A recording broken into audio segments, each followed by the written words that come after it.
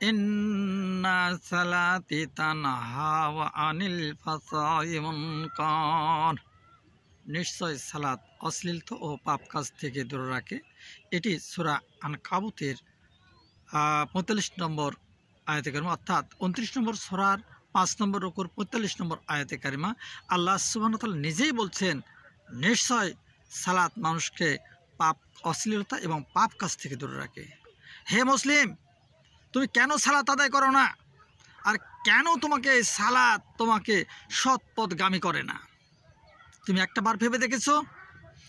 পৃথিবীতে একমাত্র ধর্মগুরু, একমাত্র নবী এবং রাসূল, যাকে আল্লাহ সুবহানাহু ওয়া তাআলা তার প্রিয় বন্ধুকে সপ্তম আসমানে নিয়ে গিয়ে তাকে সালাত দিয়েছেন, উপহার স্বরূপ দিয়েছেন।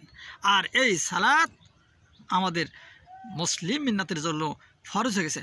আলহামদুলিল্লাহ, পৃথিবীতে যতগুলো ইবাদত আছে তার মধ্যে শ্রেষ্ঠত ইবাদত সালাত। আর আল্লাহ সুবহানাহু ওয়া তাআলা দেখলেন পবিত্র কোরআনুল কারিমেই বলেছেন, নিশ্চয়ই সালাত পাপ কাজ এবং অশ্লীলতা থেকে দূরে রাখে। তাহলে আমরা যে সালাত আদায় করি, এই সালাত পড়ার পরেও কেন, কিভাবে পাপ কাজ হয়?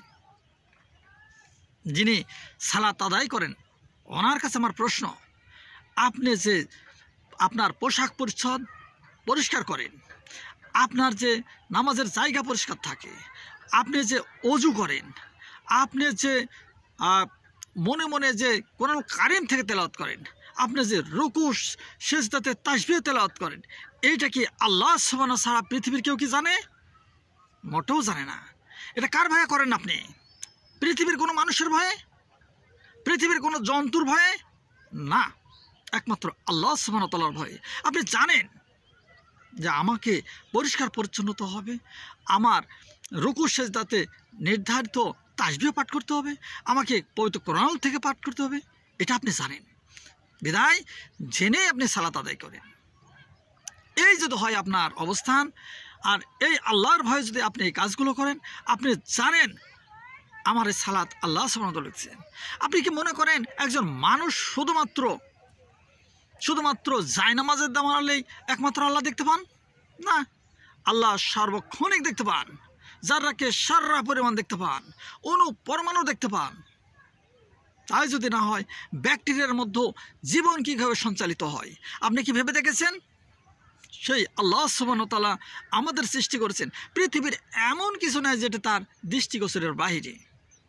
সুতরাং আমার এই সালাত আল্লাহ সুবহানাহু ওয়া তাআলা দেখছে, আমার এই সালাত তাকে রাজি খুশি করার জন্য।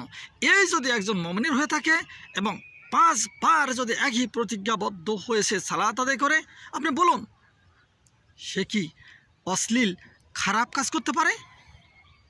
পারবে? মোটেও পারার কথা নয়। তাহলে আপনার আমার দ্বারা সালাতের পরে কিভাবে খারাপ কাজ হতে পারে? আল্লাহ সুবহানাহু ওয়া তাআলা বলছেন, ওই সালাত, যে সালাত একমাত্র আল্লাহ সুবহানাহু ওয়া তাআলার ভয়ে পড়া হয়, সেই সালাত আদায় যদি করে সে মানুষ দুনিয়ার কোনো অশ্লীল কাজ, পাপ কাজ করতে পারে না। এটা আল্লাহর ঘোষণা। সুতরাং আমার এই ভিতরে তাকওয়া, আল্লাহকে খুশি করার জন্য একটি জিনিস মনে রাখবেন, পৃথিবীর সমস্ত কল্যাণ কাজ, সৎ কথা, সৎ উপদেশ আল্লাহ সুবহানাহু ওয়া তাআলাকে রাজি খুশি করার জন্য, এবং এটি আল্লাহ সুবহানাহু ওয়া তাআলার চাদর। পৃথিবীতে যত অন্যায়, পাপাচার, যতগুলো অশ্লীল কাজ আছে, বেহাপনা কাজ আছে, এই কাজগুলো সমস্ত হলো শয়তানের চাদর। এবার আপনিই সিদ্ধান্ত নেন, আপনি শয়তানের অর্থাৎ তাগুতের পথে চলবেন না আল্লাহ সুবহানাহু ওয়া তাআলার পথে চলবেন। তাই আসুন আমরা সালাত দিয়ে যেমন আমরা আল্লাহ সুবহানাহু ওয়া তাআলা খুশি করে দেয়, এই সালাতের খুশিটা যেন হয় আমাদের সেই ইবাদতের খুশি, এবং সমস্ত পাপ থেকে আল্লাহ সুবহানাহু ওয়া তাআলা আমাদেরকে হেফাজত করেন। সকলে আমিন। আসসালামু আলাইকুম ওয়া রাহমাতুল্লাহ।